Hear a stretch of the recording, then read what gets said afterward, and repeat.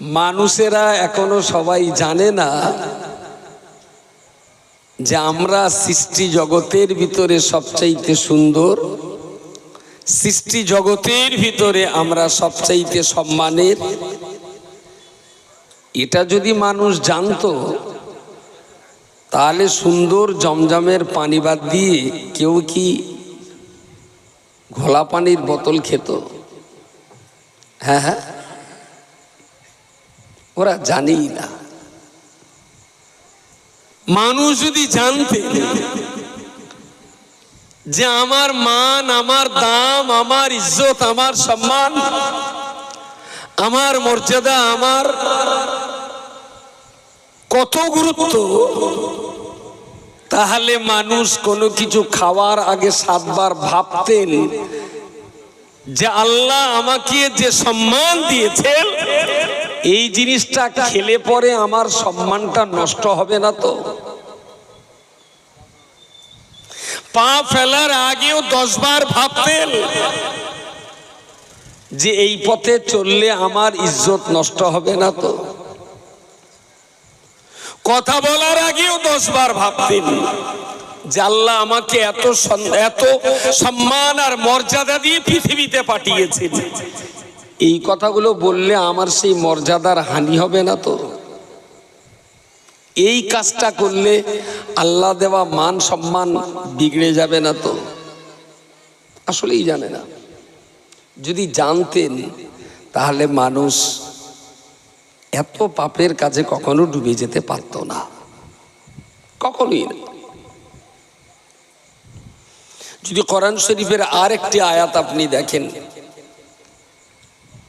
এটা আমাদের চরম ব্যর্থতার কথা, আমাদের চরম বুক ফাটা আর্তনাদ আর আফসোসের ব্যাপার।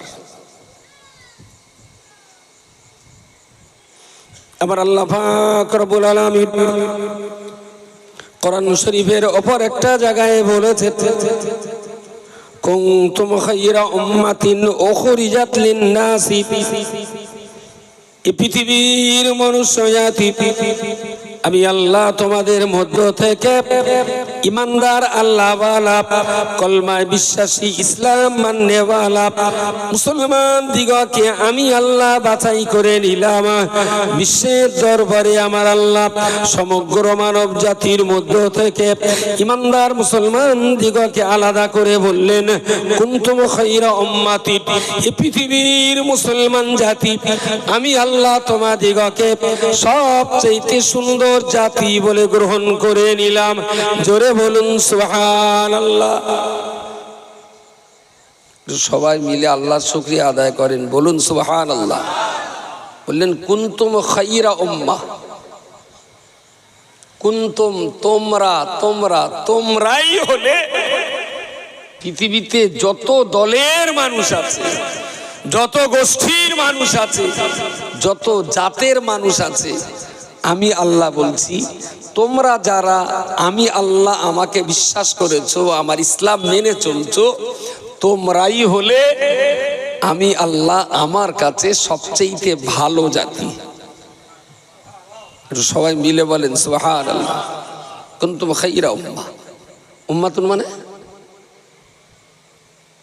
তাড়াতাড়ি বলেন, হ্যাঁ উম্মাতুন মানে হ্যাঁ শুনতে পাইনি, বলে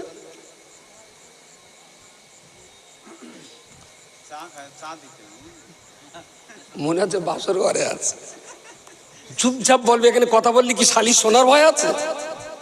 ঝেড়িয়ে বলেন। আমরা বলি না যে নবীর উম্মত, এটা তো সবাই বলবি যে আমরা শেষ নবীর উম্মত। উম্মত মানে কি? নবীর উম্মত। দেখেন মরণ, আমি তো উম্মত শব্দটা, আচ্ছা উম্মত শব্দটা কোন শব্দ? উম্মত শব্দটা হিন্দি, ইংলিশ, গুজরাটি, বাঙালি, ফার্সি, কি শব্দ? কি আরবি শব্দ। এই আরবি শব্দটার মানে কি? জল মানে পানি, তা বললে হবে না। উম্মত শব্দের অর্থ বলে সবাই নবীর উম্মত, কিন্তু উম্মত মানে আসলে যে কি এটাই বুঝি না। তার মানে ইসলাম সম্পর্কে আমাদের বুঝপাড়ের পরিস্থিতিটা কোন জায়গায়? উম্মাতুন মানে হলো দল, নবীর উম্মত মানে নবী যে দলে আছেন আমরা আমরা সেই দলে আছি। আমরা নবী না, তবে নবী যে দলে আছেন আমরাও সেই দলে আছি। নবী আমাদের ইমাম, আমরা তার মুক্তাদি। নবী আমাদের লিডার, আমরা হলাম তার ফলোয়ার।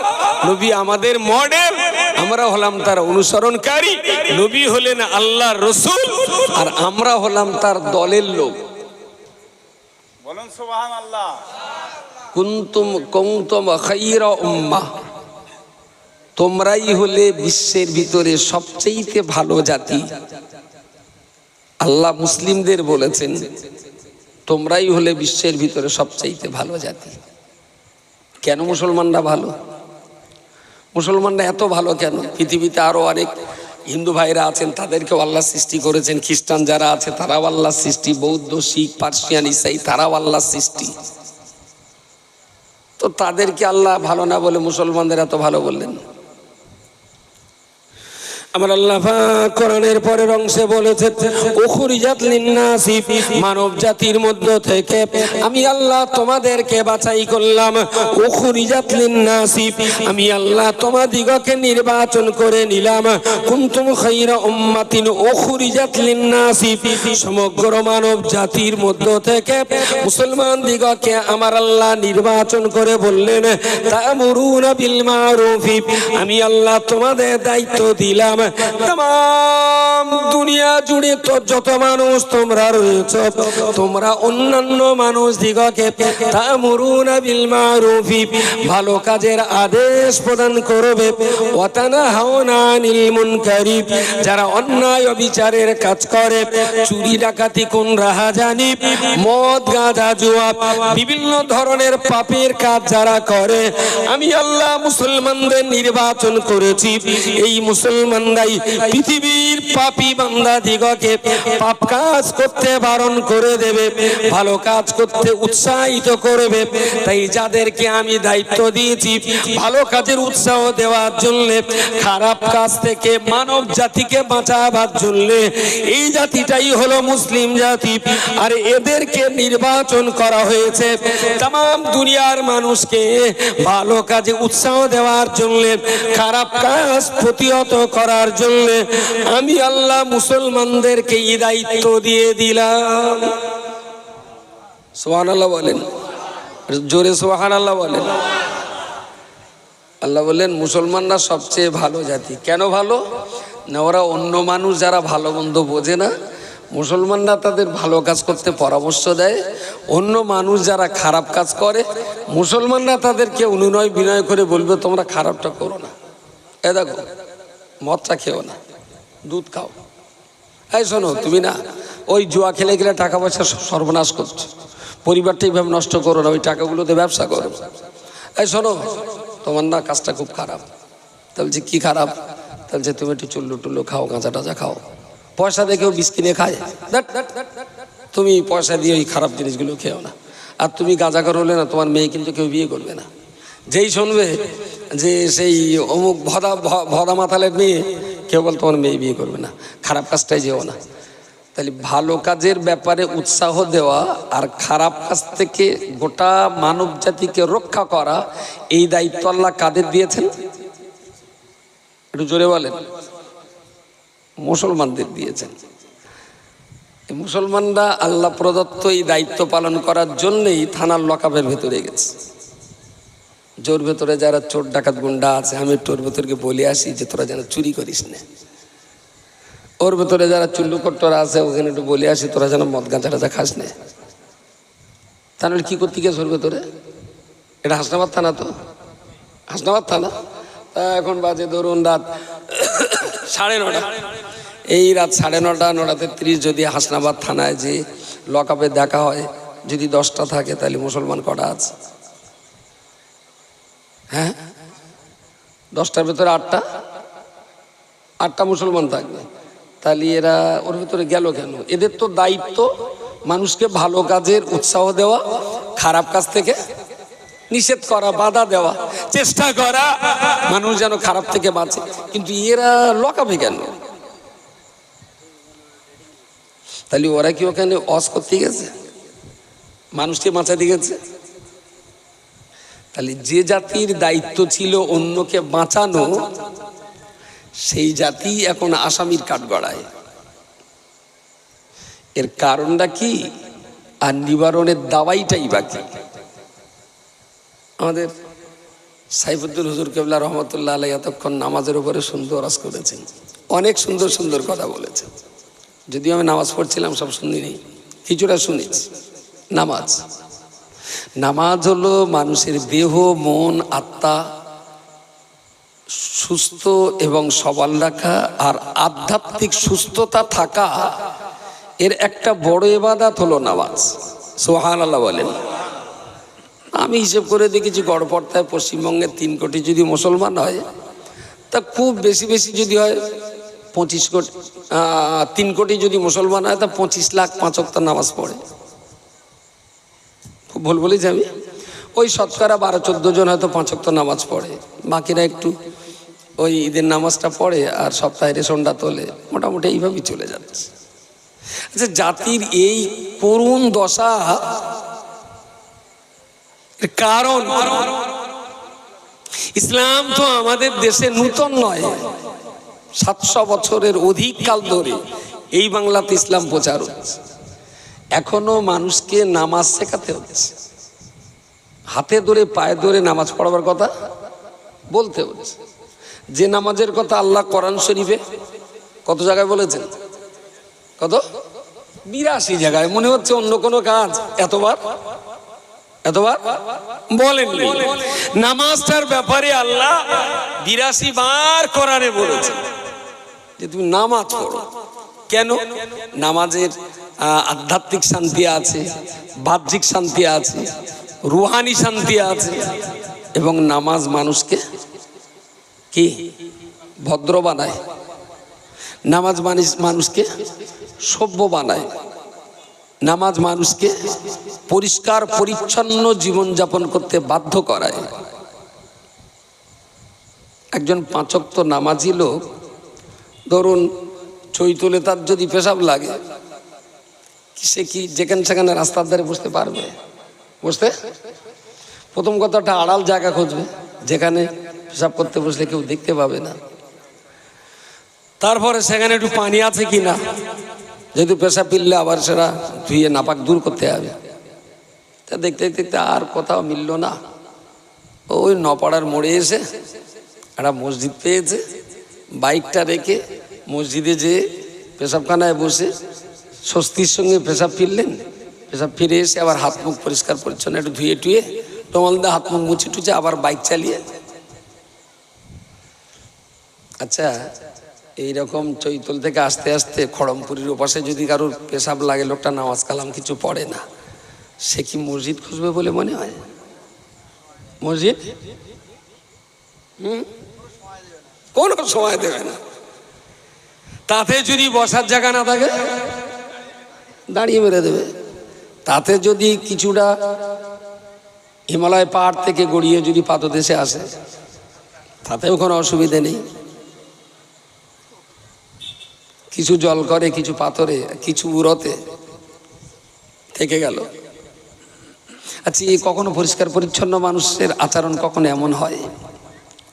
রিক্সাওয়ালা, ভ্যানওয়ালা, মুটে মজুর, গরিব শ্রমিক, লেবার, যাই হোক না কেন, আমি হলফ করে বলতে পারি, লোকটা যদি নামাজি হন, হাতে ঘাটে পথে যেখানেই দেখা হোক না কেন, বুকে বুক দিয়ে জড়িয়ে ধরা যায়। কিন্তু যদি নামাজি না হয়, তাহলে জড়িয়ে ধরতে গেলে 7 বার চিন্তা করতে হবে, আবার আমার এই জামা কাপড়ের নোনা লাগবে না তো? বলেন। পরিষ্কার পরিচ্ছন্নতার নীতি ও আদর্শে, সভ্য ও ভদ্রতার আদর্শ ও মানবতার এক সাংঘাতিক ইবাদত হলো নামাজ। নামাজি লোক কখনো নোংরা অবস্থায় থাকে না, নামাজি লোক কখনো নাপাক অবস্থায় থাকে না। নামাজি লোকের জামা পুরনো হতে পারে, ছেঁড়া হতে পারে, তালিমারা হতে পারে, কিন্তু নাপাক থাকে না। খুব ভুল বলেছি আমি? আর দু চারটার বললো, তাহলে তো হুজুর নামাজ কালাম পড়িনি, তার পানি না কি করবো? তার পেশা ফিরে চলে পানি অন্তত লে, তাহলে তো নামাজ টামাজ পড়িনি, তার পানি না কি করবো? আমি তো নামাজ কালাম পড়িস নি যখন, তাহলে কাপে করে বাড়লে যা, তরকারি দিলে একটু নুন কম লাগবে বলে। প্রিয় শ্রোতামণ্ডলী, আমি আপনাকে বলতে চাইছি, আমার আল্লাহ পাক রব্বুল আলামিন আমাদের হাতে কোরআন দিয়েছে, আমাদের হাতে মওজুদ বিশ্বনবী মুহাম্মদুর রাসূলুল্লাহ সাল্লাল্লাহু আলাইহি ওয়াসাল্লামের মুখনিসৃত বাণী হাদিস শরীফ আমাদের কাছে রয়েছে। রাসূলুল্লাহর আচার ব্যবহার আমাদের সামনে রয়েছে। পিরানে পীর দস্তগীর বড় পীর সৈয়দ আব্দুল কাদের জিলানী রাহিমাহুল্লাহর আদর্শ, মুজাদ্দিদ আল ফিসানি খাজা মুঈনুদ্দিন চিশতি রাহমাতুল্লাহ আলাইহির আদর্শ, আল্লাহর বাণী কোরআন রয়েছে, রাসূলুল্লাহর আচরণ হাদিস রয়েছে। কিন্তু তারপর পরই নবী, সাহাবী, তাবিঈন, তাবা তাবিঈন, আইম্মায়ে মুজতাহিদিন, উলামায়ে মুতাকাদ্দিমিন, মুতাআখিরিন, তাদের নীতি আদর্শ আমাদের সামনে মওজুদ। কিন্তু দুর্ভাগ্যজনক ভাবেই বলতে হয় যে আল্লাহ আমাদেরকে সমস্ত মানুষের ভিতরে নির্বাচন করেছেন যে তোমরাই হলে বিশ্বের ভিতরে ভালো জাতি, তোমাদেরকে আমি আল্লাহ দায়িত্ব দিলাম, তোমাদেরকে আমি আল্লাহ নির্বাচিত করলাম, তোমরা মানুষকে সৎ কাজ করবার আদেশ দেবে, অসৎ কাজ থেকে মানুষকে তোমরা বাঁচাবে।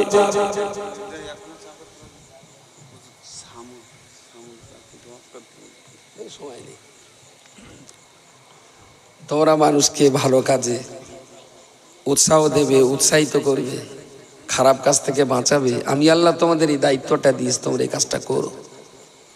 ভাই, এই কাজ করার দায়িত্ব শুধু আলেমদের না, শুধু হাফেজ না, শুধু মাওলানা, মুফতি, কারি, পীর, সুফি, দরবেশ, ওলি, আবদাল, গৌস, কুতুবদের না। সমাজটাকে ভালো কাজের উপদেশ দেওয়াটা যিনি মুসলমান তার দায়িত্ব, সবার দায়িত্ব। খারাপ থেকে এই সমাজটাকে ভালো রাখা এ দায়িত্ব শুধু আলেম, মাওলানা, মুফতিদের নয়, এটা সবার দায়িত্ব। কেন বলুন তো? এত কিছু থাকার পরেও যেখানে যেখানে যেখানে 30% আমাদের মুসলমান বাস, সেই জায়গায় জেলখানার ভিতরে থানার লকআপে 80% মুসলমানের অবস্থান। এ ভাবনাটা আমি ভাববো না, আপনি ভাববেন না, তাহলে এই ভাবনাটা কি দিলীপ ঘোষ ভাববেন? মুসলমানদের এই মহা বিপদ থেকে বাঁচাবার চিন্তা, চেতনা, ভাবনাটা যদি আমরা না করি, খোদার কাছে কি আমাদের জবাব দিতে হবে না? এটা তো পারভবানীপুর না, পারভবানীপুর, পারভবানীপুর। আচ্ছা, এই পারভবানীপুরের মাটি, তারপর এখানকার গাছপালা, পারভবানীপুর থেকে যে আসমান, চাঁদ, সূর্য দেখতে পাচ্ছি, এই পারভবানীপুর গ্রামের সৃষ্টিকর্তা, নপাড়ার সৃষ্টিকর্তা, মডেল ভবানীপুরের সৃষ্টিকর্তা, সব আল্লাহর, সবই আল্লাহর। Very good. তাহলে এই গ্রাম, এই দেশ, এই রাজ্য, তাম দুনিয়া যদি আল্লাহর সৃষ্টি করা হয়, আর সেই আল্লাহ সৃষ্টি করা এই দুনিয়াতে আল্লাহ আমাদেরকে পাঠিয়েছেন আর বলেছেন তোমরা হলে সবচাইতে সুন্দর, তোমরা হলে সবচাইতে সম্মানের, আর তোমাদেরকেই নির্বাচন করা হয়েছে আমার এই দুনিয়াটা যাতে শান্তির থাকে, সুন্দর থাকে, স্বচ্ছ থাকে, পরিচ্ছন্ন থাকে, পৃথিবীর সুন্দর রাখার দায়িত্ব আল্লাহ মুসলমানদেরকে দিয়েছেন। গাঁজার কলকে দম দেওয়ার জন্য মুসলমানদেরকে তৈরি করা হয়, লটারির টিকিট কাটার জন্য মুসলমানদের তৈরি করা হয়নি। অনেক কিছু সমাজে থাকবে, বহুত কিছু থাকবে। যে আল্লাহ গরুকে সৃষ্টি করেছেন, সে গরুর কাছ থেকে দুধও পাই, চনাও পাই, তাই না? তাহলে দুধটা খেতে হয়, চনাটা বাদ দিতে হয়। এই জ্ঞানটুকু আল্লাহ আমাদেরকে দিয়েছে, আর এর জন্য আমাদের পড়াশোনাও করতে হয়, বুঝতে হয়। তাহলে আমরা যারা ইসলাম ধর্ম অবলম্বী মানুষ, কোরআনুল কারীমের মতো এত বড় গুরুত্বপূর্ণ একটা কিতাব আমাদের হাতে, যা 1400 বছর ধরে এক মহান সত্যকে বুকে নিয়ে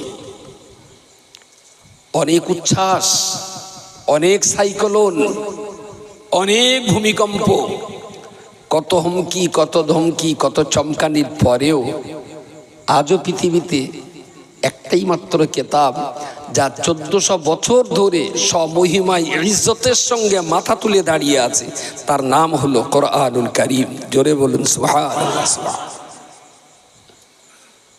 খুব দুর্ভাগ্য, মুসলমান কোরআনটাই চিনল না, কোরআনটাই চিনল না।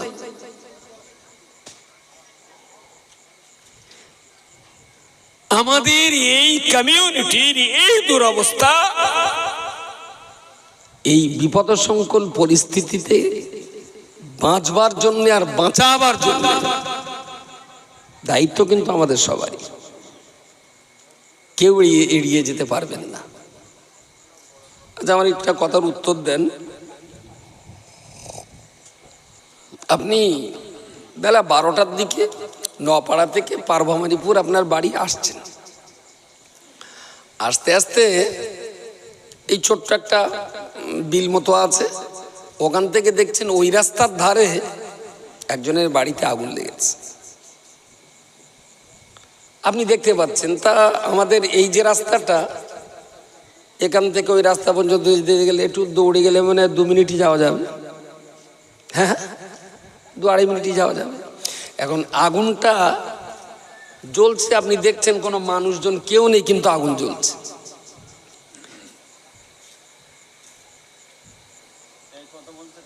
তো কারোর ঘরে, কারোর দোকানে, কারোর বিজলি গাদায় যদি আগুন জ্বলতে দেখেন, দেখার পরে আপনার কি কোনো দায়িত্ব বর্তায়?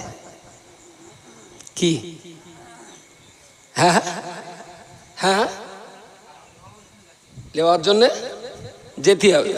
যদি পা খোঁড়া হয় চেল্লাতে হবে, যদি গলায় আওয়াজ না থাকে ইশারা করতে হবে। ইশারা, যদি ইশারা করার ক্ষমতা না থাকে, থ্যাংক ইউ সো মাচ।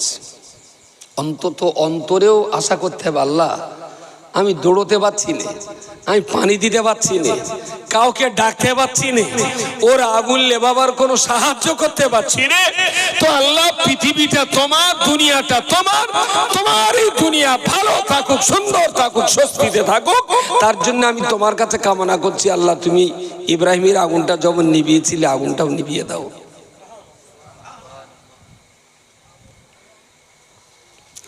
পা আছে, হাঁটতে পারেন, হাত আছে, বালতি দিয়ে পানি তুলতে পারেন, জবান আছে, চিৎকার করতে পারেন।